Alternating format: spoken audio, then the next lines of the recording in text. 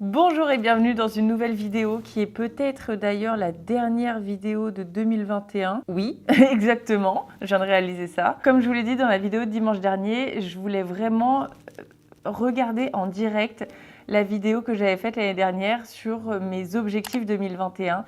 C'est une vidéo que je n'ai pas visionnée depuis un an et dont je me souviens absolument plus. Et déjà, c'est un très mauvais point parce que si tu ne te souviens pas de tes objectifs, comment veux-tu les réaliser?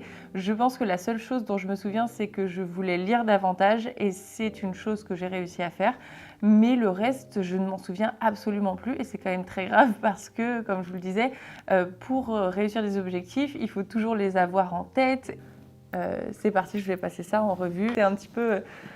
voilà, pour voir ce que j'ai réussi à faire ou non et pour réagir en direct. Normalement, je note tout dans mon téléphone, mais cette fois, j'ai noté mes objectifs dans un carnet et c'est ce que je vous conseille de faire pour les grands objectifs que vous voulez faire durant l'année parce que ça vous permet de les écrire vraiment avec votre main et de les visualiser, de revenir dessus. Faut croire que la méthode n'est pas forcément très bonne puisque le carnet, tu le fermes, tu l'oublies et c'est pour ça que je vous conseille éventuellement de faire ça sur un vision board.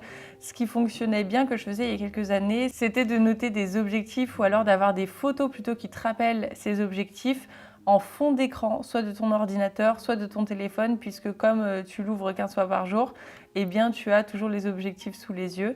Et c'est peut-être plus impactant qu'un carnet. C'est de perdre moins de temps entre deux tâches.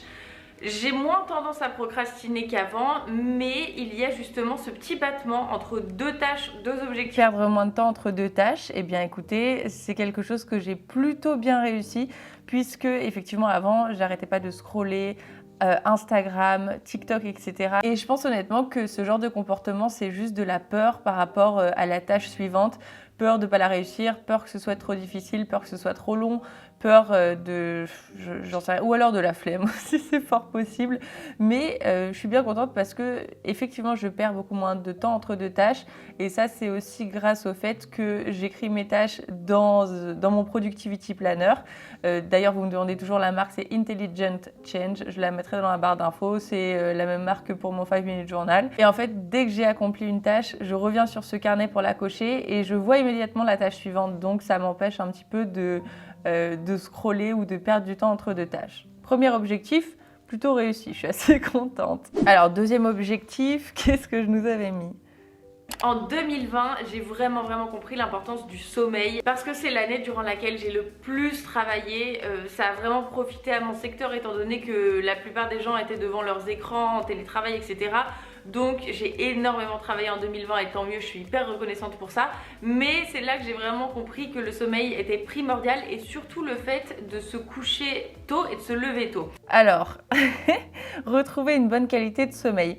Je suis agréablement surprise de voir que c'était un de mes objectifs de 2021 et que inconsciemment j'ai vraiment essayé de le faire, notamment en lisant ce livre Pourquoi nous dormons de Matthew Walker qui était absolument génial. J'ai vraiment compris, en fait je pense que c'est ça le plus important, c'est d'avoir des objectifs mais de comprendre pourquoi on les fait. Et le fait de lire ce livre de Matthew Walker, ça m'a donné le why parce que j'ai compris l'importance du sommeil.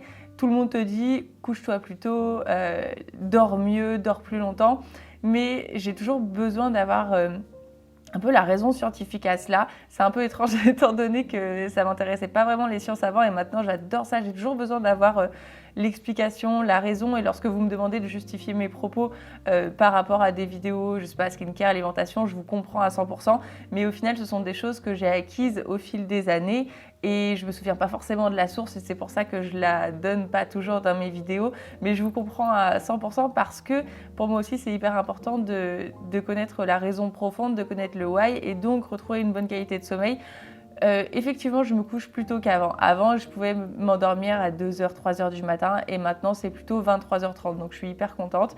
De ce fait, je me lève également plus tôt. Cependant, après avoir lu ce fameux livre, je dois vous avouer que je ne mets plus de réveil pour profiter de la phase de sommeil REM, qui est la phase des rêves, qui me permet d'être au final beaucoup plus créative et de répondre à certaines problématiques beaucoup plus facilement, beaucoup plus rapidement. Encore une fois, je ne me souvenais plus de cet objectif, mais mon sommeil a été bien meilleur en 2021 qu'en 2020.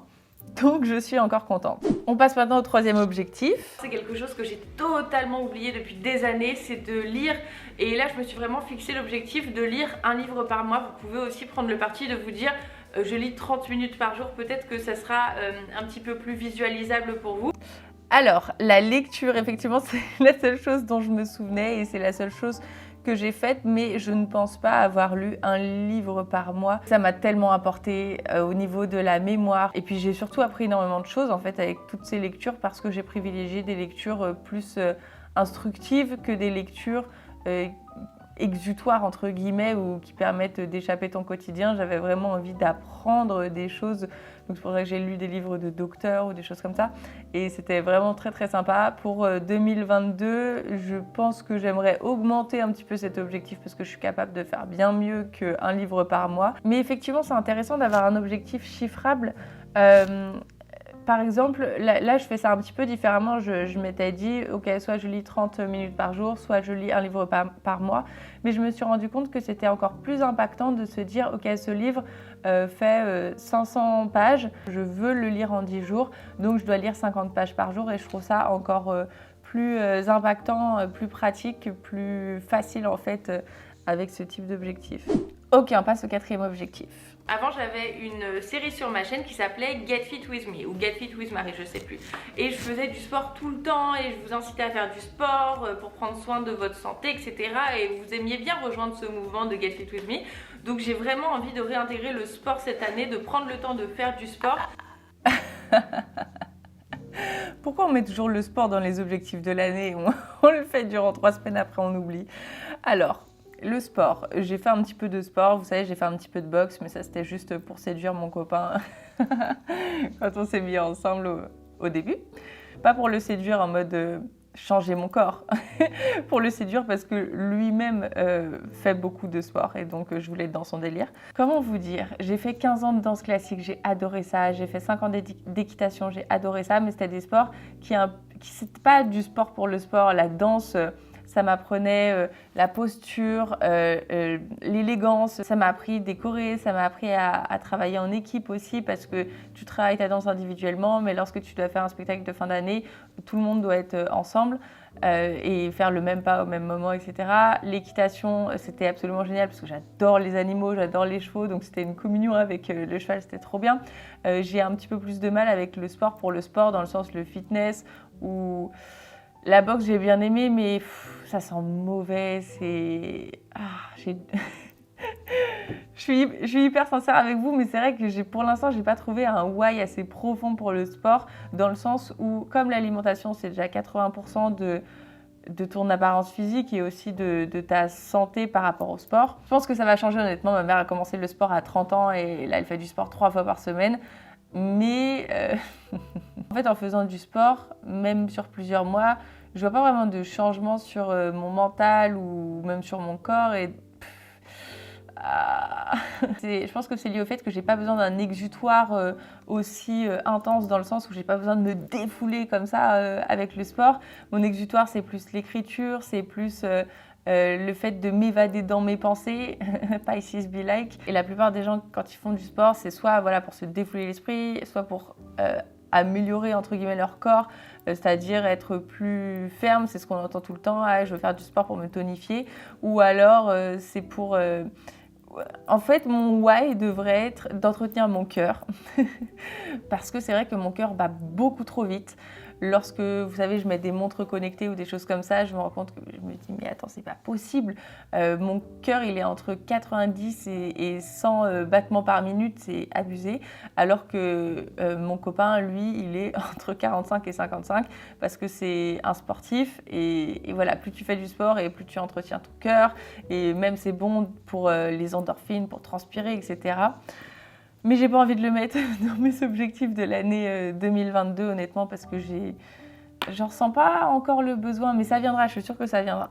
Ok, on passe le sport, autre objectif. Mon 5e objectif de 2021, si le contexte me le permet, c'est de voyager. Quand j'ai lancé ma chaîne, et même en fait avant ce qui s'est passé, je voyageais énormément. Petite innocente. Bah non, bah du coup non. Ça me manque tellement, vous savez, je devais aller à Bali, je je devais faire des voyages de rêve et puis le contexte ne l'a pas permis. Donc non, pas de voyage. Pas de voyage. On verra ça un petit peu plus tard quand le contexte nous le permettra.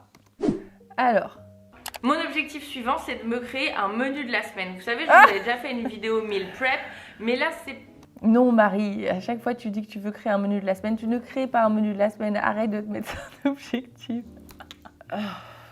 J'ai toujours des recettes go-to un petit peu, mais je pense que ça m'ennuie profondément de prévoir à ce point. Bien sûr que ce serait mieux. Ce serait mieux parce que je perdrais beaucoup moins de temps, parce que voilà, mais je pense que j'ai le temps de penser à ça quand j'aurai des enfants et que j'aurai tant de choses à penser. Bon, j'ai plein de choses à penser, mais parfois je me fixe des objectifs que j'ai pas profondément envie de faire, et je pense que le plus important dans un objectif, c'est l'intention. Il faut que tu aies profondément envie de concrétiser cette chose. Là, j'ai donné ça comme objectif parce que c'est quelque chose que je devrais faire et non pas quelque chose que j'ai envie de faire. Et finalement, je me suis rendu compte cette année qu'on ne fait bien que les choses qu'on a vraiment envie de faire. Donc, j'ai pas vraiment envie de créer un planning de repas de la semaine. Passons. Prochain objectif. Mon prochain objectif, c'est justement de réussir à conserver cet équilibre que j'ai réussi à créer en 2020 entre tout ce qui concerne le professionnel, tout ce qui concerne le personnel, tout ce qui concerne les tâches que j'ai à faire à la maison, enfin bref, l'équilibre entre toutes les parties de ma vie. Est-ce que l'équilibre existe-t-il vraiment? Je ne sais pas trop quoi répondre à cet objectif que je m'étais fixé, étant donné que l'équilibre, je pense que c'est toujours instable. Je pense que certains mois, tu vas être, ou même certaines semaines, tu vas être hyper focus sur ton travail parce que tu auras des choses à rendre, des choses beaucoup plus importantes à faire, et tu devras être vraiment plus concentré sur ton travail que sur ta vie de couple, et ta maison sera un petit peu moins bien rangée parce que c'est comme ça, parce que même en t'organisant bien, tu as certaines périodes de ta vie où je ne sais pas si ça peut vraiment être 100% équilibré tout le temps. C'est pas, la vie, c'est pas un long fleuve tranquille qui coule comme ça et où tu as tous les éléments et ça y est, tu as trouvé l'équilibre. Je pense que l'équilibre, il change sans arrêt en fonction aussi de nos humeurs, de nos envies, de nos besoins, et puis des opportunités de travail qu'on a, des opportunités, par exemple, tu vas tomber amoureux, ça va casser ton équilibre, c'est normal, mais après, c'est aussi la beauté de la vie. Le fait est qu'on reste humain, que nous sommes des êtres d'émotions, de sentiments, des êtres sensibles, tout simplement. Et donc, c'est impossible d'avoir cet équilibre limite robotique, en fait, tout au long de l'année, tout au long de ta vie. Et je pense que ça varie toujours.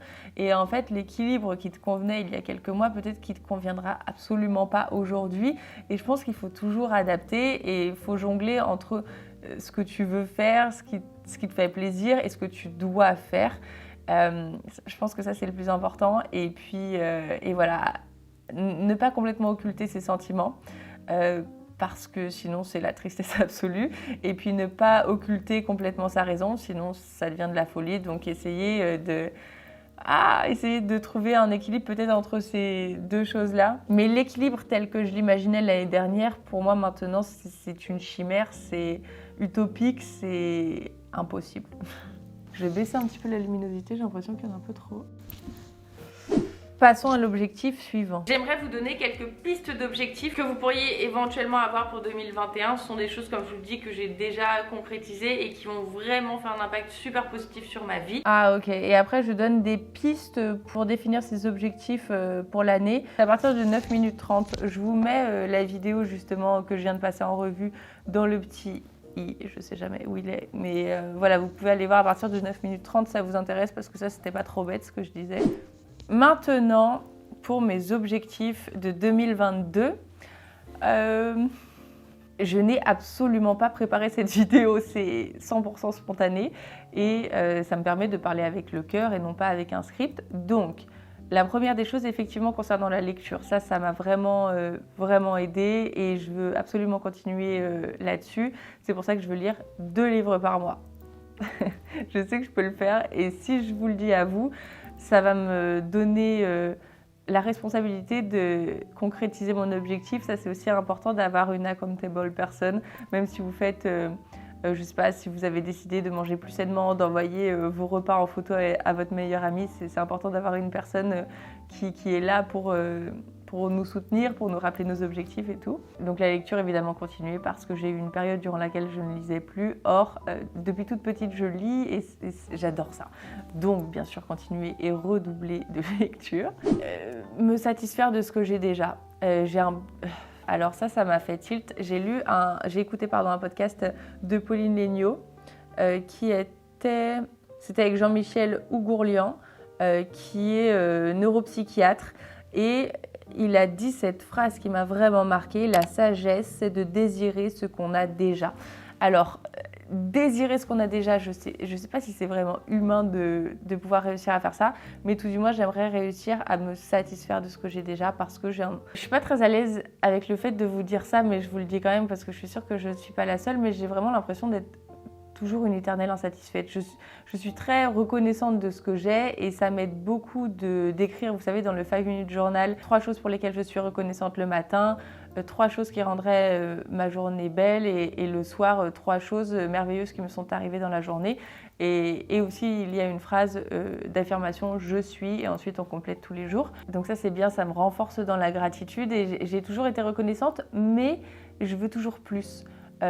Plus de tout en fait. Et quand tu veux toujours plus, t'es jamais vraiment 100% heureux de ce que tu as parce que tu es toujours en train de chercher ce que tu vas avoir dans le futur, le prochain objectif. C'est un petit peu fort et hyper négatif de dire que je suis une éternelle insatisfaite, mais je suis toujours à la recherche du plus et je sais que c'est pas super sain. Donc j'essaie vraiment d'essayer de contrer ça et de me satisfaire de ce que j'ai déjà sans me lasser, sans vouloir toujours plus. Donc voilà, c'est vraiment quelque chose que j'ai vraiment envie de faire en 2022 et ça rejoint un petit peu un objectif suivant qui est d'être beaucoup plus dans le moment présent parce que lorsque tu veux plus, lorsque tu es toujours fixé sur ton prochain objectif, tu savoures même pas en fait le présent et tu es toujours en train de vivre dans l'imagination de ce que tu pourrais prochainement faire ou avoir. Et donc voilà, vivre dans le moment présent, c'est hyper difficile et je sais pas si c'est même possible parce que même quand tu es avec tes amis, tu te racontes toujours des souvenirs que vous avez vécus ensemble ou alors des projets futurs, mais c'est vrai que c'est difficile d'être là, présent, maintenant. Et ce qui m'aide aussi beaucoup pour cela, c'est la méditation que j'ai redécouverte en 2021 et en fin 2021 en fait, depuis que je suis arrivée à Lyon. Et ça m'aide énormément et j'entre dans une sorte de transe, mais pas une transe en mode simplement une forme d'hypnose dans laquelle c'est ton subconscient qui parle, ta conscience supérieure et ton corps est complètement relaxé, apaisé et ça permet un petit peu à la fois de faire le vide et aussi de se recentrer. Et c'est quelque chose que j'aimerais aussi faire, justement, prochain objectif pour 2022, c'est de pas seulement effleurer le développement personnel comme j'ai pu le faire en 2021. C'était chouette, c'était sympa, j'aime beaucoup le développement personnel, mais j'aimerais aller encore plus loin. Au secours, je suis en train de retomber dans mes travers de vouloir toujours plus, mais j'aimerais un petit peu renouveler mon contenu et peut-être apporter un petit peu plus de spiritualité, d'aller encore plus profond que le développement personnel et de parler de tout ce qui touche à la spiritualité, à la conscience supérieure et à toutes ces choses qu'on a en nous en fait et qui nous permettent de vivre normalement beaucoup plus apaisée, beaucoup plus sereine, beaucoup plus en harmonie et de mieux se connaître pour mieux se comprendre. Donc voilà, j'aimerais amener cette notion un petit peu plus spirituelle plutôt que toujours développement personnel en mode être une meilleure personne, être plus productive, être mieux organisée, etc. Dites-moi si ça vous intéresserait. Mais c'est quelque chose qui me tient à cœur, que j'ai énormément étudié l'année précédente et que j'aimerais vraiment partager et j'aimerais en discuter avec vous. Maintenant, pour un objectif un petit peu plus superficiel, entre guillemets, j'aimerais définitivement arrêter de me ronger les ongles. Qu'est-ce que je fais à 25 ans en train de me ronger les ongles encore? Oh. En fait, j'avais complètement arrêté pendant plusieurs mois. Vous savez, j'avais mis des capsules, ça m'a fait perdre le geste. J'avais complètement arrêté de manger les ongles. Et puis, au fur et à mesure, je ne sais pas pourquoi, peut-être du stress inconscient, sûrement même. Mais j'ai repris. Et là, depuis que je suis chez mes parents, depuis une semaine, j'ai arrêté de me ronger les ongles. Donc je pense que ça doit être lié à un problème d'organisation sûrement ou un problème de travail, j'en sais rien, ou de pression, bref, de charge mentale éventuellement. Et donc là, depuis quelques jours, j'ai arrêté, je commence à revoir du blanc, c'est très bien. Et ce que je voudrais faire en objectif concret, parce que c'est un peu risqué de dire je veux complètement arrêter de me ronger les ongles. Je veux le faire, mais ce que je dois m'engager à faire pour parvenir à cet objectif, c'est me mettre du vernis tout le temps, parce que j'ai moins de scrupules à me ronger les ongles lorsqu'ils sont nus que lorsqu'ils ont du vernis. Donc, le fait d'avoir du vernis, déjà psychologiquement, ça m'entraîne à ne plus mettre mes ongles à la bouche.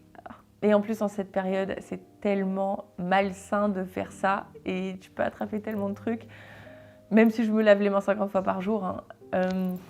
Voilà. J'ai de si jolies bagues qui m'ont été transmises par mes grands-mères, mes arrière-grand-mères. Rien que pour ça, je ne peux pas me permettre de gâcher mes doigts en rongeant le bout. Comme vous pouvez le voir, j'ai pas une liste énorme d'objectifs, mais ce sont des objectifs quand même qui sont un peu difficiles, non? Et j'ai pas envie de m'en donner trop. En fait, c'est comme les to-do list. Si tu en mets trop dessus, tu vas en cocher que la moitié, tu vas être super frustré de pas avoir réussi à aller jusqu'au bout de ta to-do list. Donc les objectifs, vaut mieux s'en donner un petit peu, mais réussir à tous les concrétiser. Mais sinon, il y a des choses que j'aimerais continuer à faire, continuer à manger sainement, continuer à ne pas répondre à la méchanceté par de la méchanceté, mais plutôt ignorer, ne pas perdre du temps sur des choses qui n'en valent pas la peine, rester loin des relations toxiques, continuer à marcher. Ah oui, je ne fais pas de sport, mais je marche quand même beaucoup avec Poppy. Et ça, la marche, c'est très bien. Continuer à prendre des bains de nature. Ce sont des choses qui me font du bien. En fait, j'ai réussi à trouver en 2021 plein de choses qui me permettaient d'être beaucoup plus sereine, encore plus heureuse. Et voilà, je veux continuer à les faire. Continuer à bien dormir, continuer à faire de moi une priorité, à prendre le temps le matin, ma morning routine, hyper important. Voilà, ce genre de choses. C'est pour ça que j'ai pas non plus envie de me taper sur les doigts parce que j'ai réussi à bien évoluer, j'ai réussi à faire des choses qui vont dans le bon sens. Et c'est pour ça que j'ai pas non plus 10 000 objectifs. Vous aurez compris que je préfère employer le terme objectif que résolution qui me paraît hyper négatif et un petit peu comme une punition pour avoir mal fait et c'est pas du tout l'idée.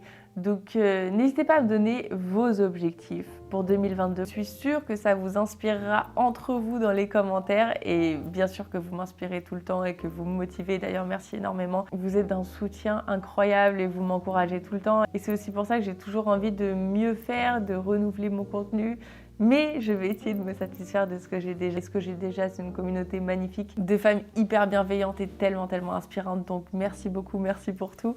J'espère qu'on va passer une excellente année 2022 ensemble. Les horaires ne bougent pas, dimanche 10h du matin, mercredi 18h25. On se retrouve tout de suite sur Instagram. Je vous embrasse très fort et puis à dimanche. Bye!